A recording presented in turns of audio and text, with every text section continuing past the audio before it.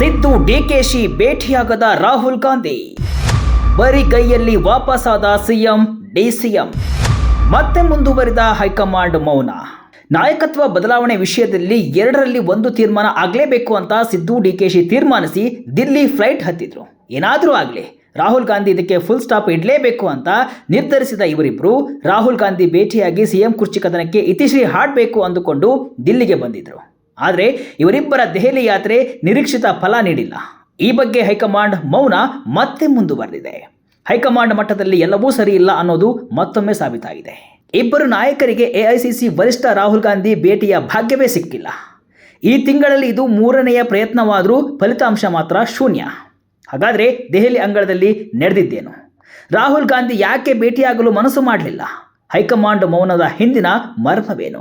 ನಾಯಕತ್ವದ ಹಗ್ಗ ಜಗ್ಗಾಟ ಎಲ್ಲಿಗೆ ಬಂದು ನಿಂತಿದೆ? ಇನ್ಸೈಡ್ ಮಾಹಿತಿ ಇಲ್ಲಿದೆ. ರಾಹುಲ್ ಗಾಂಧಿ ಭೇಟಿಯಾಗಿ ಕುರ್ಚಿ ಕದನಕ್ಕೆ ಅಂತಿಮ ಮುದ್ರೆ ಒತ್ತಬೇಕು ಅಂದುಕೊಂಡು ಬಂದಂತಹ ಸಿದ್ದು ಡಿಕೆಶಿಗೆ ನಿರಾಸೆಯಾಗಿದೆ. ಸಿಎಂ ಸಿದ್ದರಾಮಯ್ಯ ಮತ್ತು ಡಿಕೆ ಶಿವಕುಮಾರ್ ಹಲವಾರು ನಿರೀಕ್ಷೆಗಳನ್ನು ಹೊತ್ತು ರಾಷ್ಟ್ರ ರಾಜಧಾನಿಗೆ ಬಂದಿದ್ರು. ಅವರ ಅಜೆಂಡಾದಲ್ಲಿ ಪ್ರಮುಖವಾಗಿದ್ದು 2 ವಿಚಾರ. ಒಂದು, ನಿಗಮ ಮಂಡಳಿಗಳ ಅಧ್ಯಕ್ಷರ ಪಟ್ಟಿ ಅಂತಿಮಗೊಳಿಸುವುದು. ಮತ್ತೊಂದು ಅತಿ ಮುಖ್ಯವಾದದ್ದು, ರಾಜ್ಯದಲ್ಲಿ ಪದೇ ಪದೇ ಸದ್ದು ಮಾಡ್ತಾ ಇರುವಂತಹ ನಾಯಕತ್ವ ಬದಲಾವಣೆಯ ಗೊಂದಲಕ್ಕೆ ತೆರೆ ಎಳೆಯುವುದು. ಈ ಇಬ್ಬರು ನಾಯಕರು ಒಟ್ಟಾಗಿ ದೆಹಲಿಗೆ ಬಂದು ರಾಹುಲ್ ಗಾಂಧಿ ಅವರನ್ನು ಭೇಟಿಯಾಗಿ ಮಾತುಕತೆ ನಡೆಸಿದರೆ ಎಲ್ಲ ಸಮಸ್ಯೆಗೆ ಪರಿಹಾರ ಸಿಗಲಿದೆ ಅಂತ ರಾಜ್ಯ ಕಾಂಗ್ರೆಸ್ ಉಸ್ತುವಾರಿ ರಣದೀಪ್ ಸಿಂಗ್ ಸುರ್ಜೇವಾಲಾ ಸಲಹೆ ನೀಡಿದ್ರು.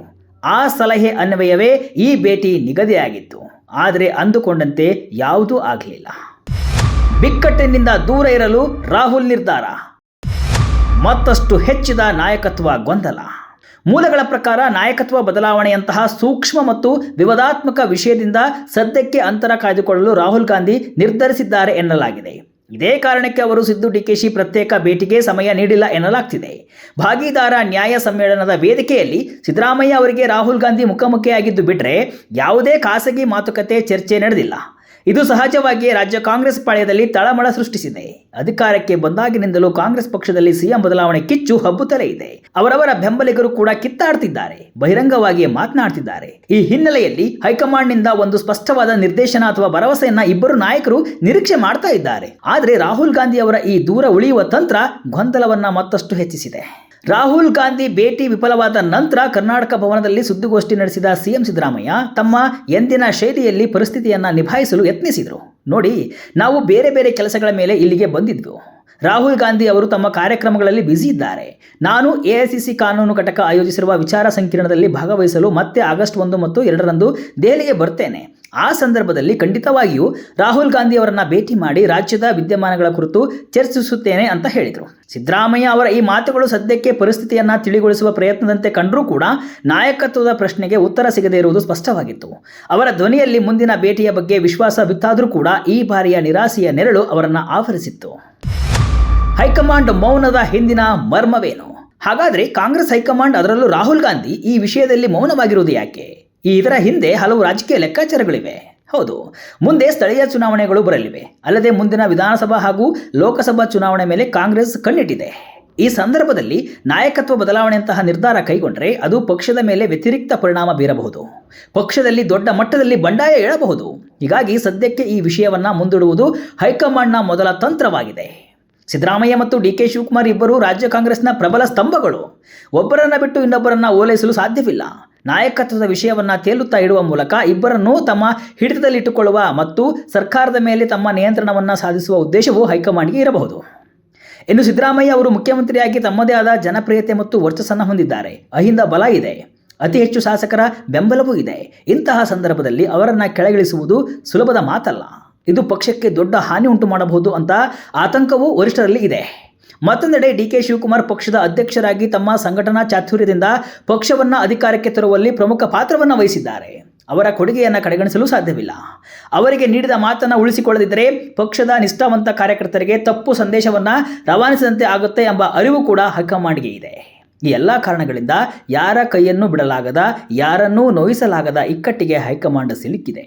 ಸದ್ಯಕ್ಕೆ ಮೌನವೇ ಉತ್ತಮ ಅಸ್ತ್ರ ಅಂತ ಭಾವಿಸಿದಂತೆ ಕಾಣಿಸ್ತಾ ಇದೆ. ನಿಗಮ ಮಂಡಳಿ ಪಟ್ಟಿ ಫೈನಲ್. ಒಂದು ಕಡೆ ನಾಯಕತ್ವದ ಗೊಂದಲ ಬಗೆಹರಿಯದಿದ್ರೂ ಕೂಡ ಇನ್ನೊಂದೆಡೆ ಆಡಳಿತಾತ್ಮಕ ವಿಚಾರದಲ್ಲಿ ಒಂದು ಮಹತ್ವದ ಪ್ರಗತಿಯಾಗಿದೆ. ದೆಹಲಿಯಲ್ಲಿ ರಾಜ್ಯ ಉಸ್ತುವಾರಿ ಸುರ್ಜೇವಾಲಾ ಅವರೊಂದಿಗೆ ಗುರುವಾರ ರಾತ್ರಿ ಸುದೀರ್ಘ ಸಭೆ ನಡೆಸಿದ ಸಿಎಂ ಮತ್ತು ಡಿಸಿಎಂ ನಿಗಮ ಮಂಡಳಿಗಳ ಅಧ್ಯಕ್ಷರ ಪಟ್ಟಿಯನ್ನು ಅಂತಿಮಗೊಳಿಸಿದ್ದಾರೆ. ಬಹಳ ದಿನಗಳಿಂದ ನೆನೆಗುದಿಗೆ ಬಿದ್ದಿದ್ದ ಈ ನೇಮಕಾತಿ ಪಕ್ಷದೊಳಗಿನ ಅಸಮಾಧಾನವನ್ನು ಶಮನಗೊಳಿಸುವ ಒಂದು ಪ್ರಮುಖ ಹೆಜ್ಜೆಯಾಗಿದೆ. ಸಚಿವ ಸ್ಥಾನ ವಂಚಿತ ಶಾಸಕರು ಪಕ್ಷಕ್ಕಾಗಿ ದುಡಿದ ಹಿರಿಯ ಕಾರ್ಯಕರ್ತರಿಗೆ ಸ್ಥಾನಮಾನ ನೀಡುವ ಮೂಲಕ ಅವರನ್ನು ಸಮಾಧಾನಪಡಿಸುವ ಪ್ರಯತ್ನ ಇದಾಗಿದೆ. ಖಾಲಿ ಉಳಿದಿದ್ದ ಸುಮಾರು 34 ನಿಗಮ ಮಂಡಳಿಗಳಿಗೆ ಅಧ್ಯಕ್ಷರು ಮತ್ತು ಉಪಾಧ್ಯಕ್ಷರ ಹೆಸರುಗಳನ್ನು ಅಂತಿಮಗೊಳಿಸಲಾಗಿದೆ. ಈ ಪಟ್ಟಿಯಲ್ಲಿ ಕೆಲವು ಪ್ರಮುಖ ನಿಗಮಗಳಿಗೆ ಹಾಲಿ ಶಾಸಕರು ಮತ್ತು ವಿಧಾನ ಪರಿಷತ್ ಸದಸ್ಯರ ಹೆಸರುಗಳು ಕೂಡ ಇವೆ ಅಂತ ತಿಳಿದು ಬಂದಿದೆ. ಇದು ದೆಹಲಿ ಯಾತ್ರೆಯ ಒಂದು ಸಫಲ ಅಂಶ ಅಂತ ಹೇಳಬಹುದು. ಇನ್ನು ಅಂತಿಮವಾಗದ ಮೇಲ್ಮನೆ ಲೆಕ್ಕಾಚಾರ. ಆದರೆ ನಿಗಮ ಮಂಡಳಿ ಪಟ್ಟಿ ಅಂತಿಮವಾದಷ್ಟು ಸುಲಭವಾಗಿ ವಿಧಾನ ಪರಿಷತ್ಗೆ 4 ಸದಸ್ಯರ ನಾಮನಿರ್ದೇಶನ ಪ್ರಕ್ರಿಯೆ ಪೂರ್ಣಗೊಂಡಿಲ್ಲ. ಈ ಸ್ಥಾನಗಳಿಗಾಗಿ ಪಕ್ಷದೊಳಗೆ ತೀವ್ರ ಪೈಪೋಟಿ ಇದ್ದು ಹಲವು ಹಿರಿಯ ನಾಯಕರು ಆಕಾಂಕ್ಷಿಗಳಾಗಿದ್ದಾರೆ. ಈ ಬಗ್ಗೆ ಸಿದ್ದರಾಮಯ್ಯ ಯಾವುದೇ ಸ್ಪಷ್ಟ ಉತ್ತರವನ್ನು ನೀಡಲಿಲ್ಲ. ಇದು ಕೂಡ ಹೈಕಮಾಂಡ್ ಮಟ್ಟದಲ್ಲಿಯೇ ತೀರ್ಮಾನವಾಗಬೇಕಾದ ವಿಷಯವಾಗಿದ್ದು ಸದ್ಯಕ್ಕೆ ಅದನ್ನು ತಡೆಹಿಡಿಯಲಾಗಿದೆ. ಒಟ್ಟಿನಲ್ಲಿ ಸಿದ್ದು ಡಿಕೆಶಿ ದೆಹಲಿ ಯಾತ್ರೆ ಗೊಂದಲ ಬಗೆಹರಿಸುವ ಬದಲು ಮತ್ತಷ್ಟು ಪ್ರಶ್ನೆಗಳನ್ನು ಹುಟ್ಟುಹಾಕಿದೆ. ರಾಹುಲ್ ಗಾಂಧಿ ಅವರ ಅಲಭ್ಯತೆ, ಹೈಕಮಾಂಡ್ನ ಮೌನ, ನಾಯಕತ್ವದ ಕುರಿತಾದ ತೇಲುವ ಮಾತುಗಳು ಇವೆಲ್ಲವೂ ಕೂಡ ಮತ್ತಷ್ಟು ಸಂಘರ್ಷಕ್ಕೆ ನಾಂದಿ ಹಾಡಿದೆ. ನಿಗಮ ಮಂಡಳಿ ನೇಮಕಾತಿಯ ಸಮಾಧಾನವಿದ್ರೂ ಅತಿ ದೊಡ್ಡ ಪ್ರಶ್ನೆಯಾದ ನಾಯಕತ್ವದ ವಿಚಾರದಲ್ಲಿ ವರಿಷ್ಠರ ಮೌನವೇ ಉತ್ತರವಾಗಿದೆ. ಸಿದ್ದರಾಮಯ್ಯ ಅವರ ಮುಂದಿನ ದೆಹಲಿ ಭೇಟಿ ಈ ಎಲ್ಲ ಗೊಂದಲಗಳಿಗೆ ತೆರೆ ಎಳೆಯುವುದೇ ಅಥವಾ ಈ ಮೌನದ ನಾಟಕ ಮತ್ತಷ್ಟು ಮುಂದುವರಿಯುವುದೇ ಎಂಬುದನ್ನು ಕಾದು ನೋಡಬೇಕಿದೆ.